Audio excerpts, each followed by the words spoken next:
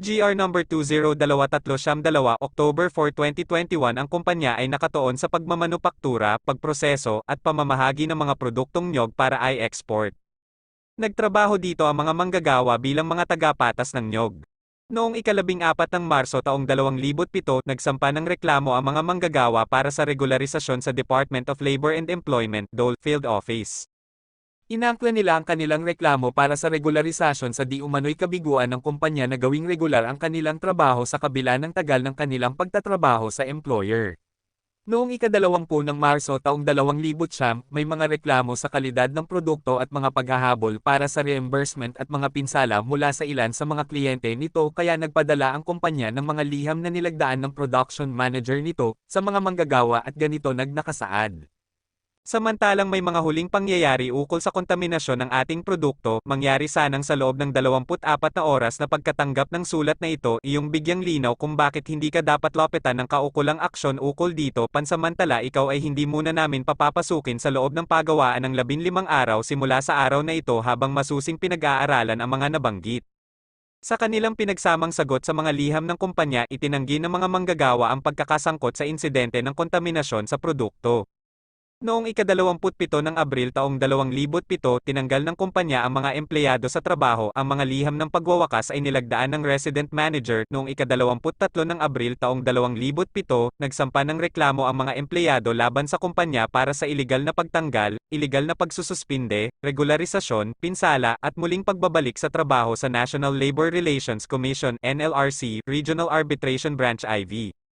Sa kanilang position paper, ang mga empleyado ay nagpahayag na sila ay tinanggal sa trabaho ng walang paunang pagsisiyasat o isang pagkakataon na ilabas ang kanilang panig. Iginiit ng mga empleyado na ang kanilang suspensyon at tuluyang pagtanggal sa trabaho ay ang paghihiganti ng kumpanya laban sa reklamo ng mga manggagawa para sa non-regularization at lumalabag sa Article 118 ng Labor Code. Iginiit pa nila na nilabag ng kumpanya ang kanilang security of tenure bilang mga regular na empleyado, na ang trabaho ay maaari lamang tanggalin para sa makatarungan o autorisadong mga dahilan sa ilalim ng Labor Code. Sinabi din ng mga empleyado ang kawalan ng batayan ng kanilang pagpapaalis dahil sa pagkawala ng tiwala at kumpiyansa, dahil ang batayan na ito ay tumutukoy sa mga managerial at kumpidensyal na mga empleyado at ang mga sumasagot ay mga rank and file na manggagawa lamang ng kumpanya. Hindi rin umano sila binayaran sa mga benepisyong ipinaabot sa mga regular na empleyado sa kabila ng kanilang karapatan dito. Ang mga empleyado ay humingi ng muling pagbabalik sa kanilang mga dating posisyon sa kumpanya na may back wages at walang pagkawala ng mga karapatan sa seniority, at pagbabayad ng mga benepisyong tinatamasa ng mga regular na empleyado. Nanindigan ng kumpanya na ang mga empleyado ay wastong tinanggal sa trabaho. Ipinalagay nito na ang mga aksyon nito ay itinulak ng isang sulat kamay na liham na may petsang ika-15 ng Marso taong 2007 na ipinadala umano sa kanila ng hindi nagpapakilala na isa sa kanilang mga manggagawa. Bawat kumpanya, may 13 taga-pars ng niyog kabilang ang 11 empleyado dito ay isinailalim sa isang administratibong investigasyon sa insidente ng kontaminasyon sa produkto. Nanindigan ng employer na ang mga liham ay ipinadala sa mga pinaghihinalaang empleyado upang ipaliwanag ang kanilang pagkakasangkot sa insidente. Kinapanayam umano sila ng Human Resource at Administrative Officer ng kumpanya. Pagkatapos ng investigasyon at sa kabiguan ng mga empleyado na ipaliwanag ang kanilang panig sa kabila ng mga pagkakataon na ibinigay para gawin ito, tinanggal ng kumpanya ang kanilang trabaho. Ang mga empleyado ay pinadalhan ng kani-kanilang mga sulat ng pagwawakas. Ang kumpanya ay nag-claim na ang mga empleyado ay tinanggal sa trabaho para sa makatarungang mga dahilan, ibig sabihin, malubhang maling pag-uugali, sinasadyang pagsuway, at pandaraya o sinasadyang paglabag sa tiwala na ibinigay sa kanila ng kumpanya, dahil bilang coconut pairers, sila ay mga empleyado na may mga posisyon ng tiwala at kumpiyansa na nakakaapekto sa buong sistema ng pagpoproseso ng niyog ng kumpanya. Sinasabi ng kumpanya na nakapagtatag ito ng matibay na ebidensya sa pagwawakas sa trabaho ng mga empleyado. Pinaninindigan nito na natugunan nito ang ebidensya na kinakailangan ng batas sa mga sumusunod na hindi mapag-aalinlangan ng pangyayari. Isa, na ang mga kliyente ng kumpanya ay nag-claim ng reimbursement at mga pinsala para sa mahinang kalidad at kontaminasyon ng mga produkto. Dalawa, natuklasan ng kumpanyang iyon na ang mga produkto nito ay kontaminado ng plastic, goma, at iba pang mga dayuhang bagay. Tatlo, ang liham na ipinadala ng isang hindi kilalang empleyado na nagbabala sa kumpanya ng ilang mga empleyado na layunin upang ay sabotahe ang kumpanya.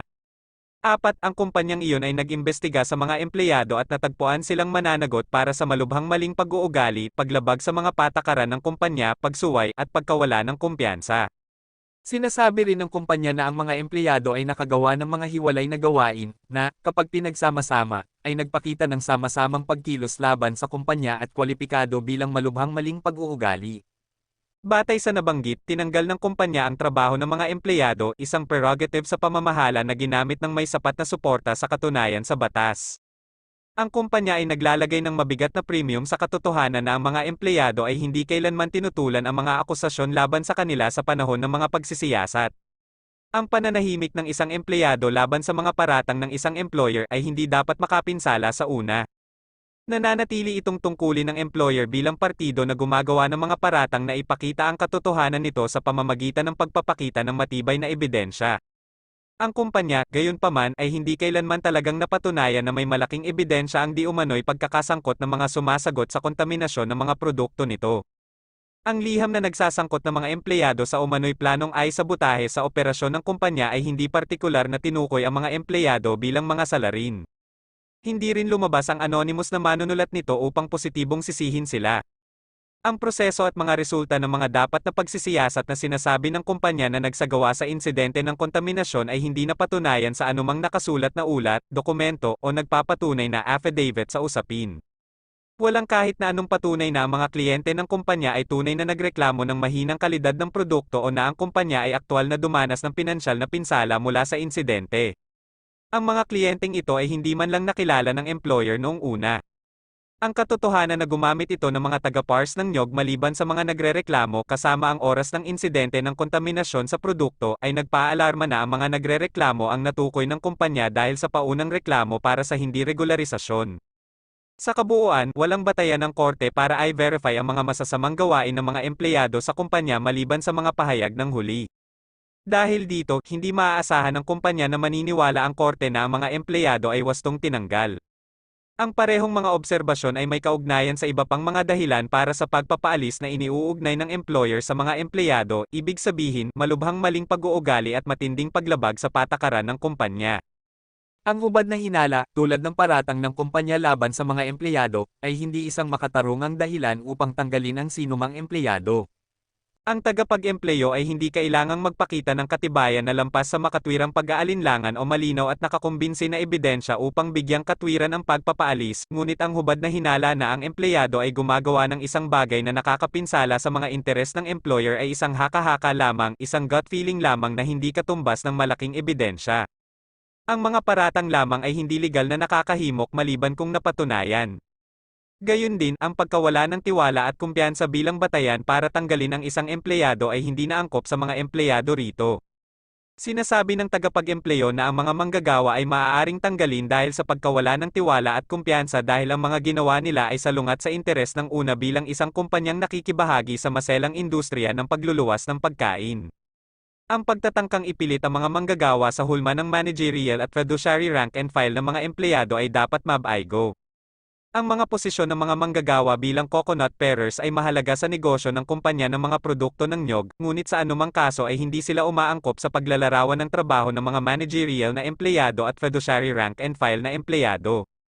Ang mano-manong trabaho tulad ng pagputol ng mga nyog para sa komersyal na produksyon ay isang gawain na hindi nangangailangan ng pagiging regular na pangangalaga at pag-iingat ng pera at ari-arian na pagmamay-ari ng kumpanya tulad ng mga fiduciary rank and file na empleyado, higit na mas mababa ang maituturing ng mga taga-pars ng nyog na direktang kasangkot sa pamamahala at paggawa ng patakaran ng kanilang employer bilang mga managerial na empleyado.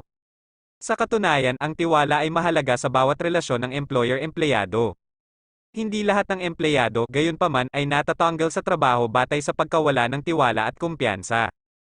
Tanging ang mga managerial na empleyado at fiduciary rank and file na mga empleyado ang maaaring wakasan sa trabaho sa naturang dahilan. Ang mga respondent na nag-okupa ng ordinaryong rank and file na mga post, ang kanilang pagtatanggal sa trabaho dahil sa pagkawala ng tiwala at kumpiyansa ay ilegal.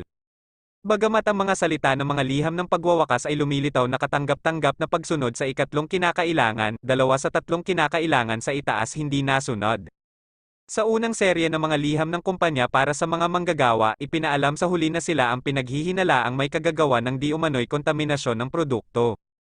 Ito, gayunpaman, ay isang pahayag na masyadong manipis at malawak na ituring bilang isang detalyadong pagsasalaysay ng mga katotohanan at pangyayari na magsisilbing batayan para sa kaso laban sa mga empleyado na hinihingi ng batas at jurisprudence.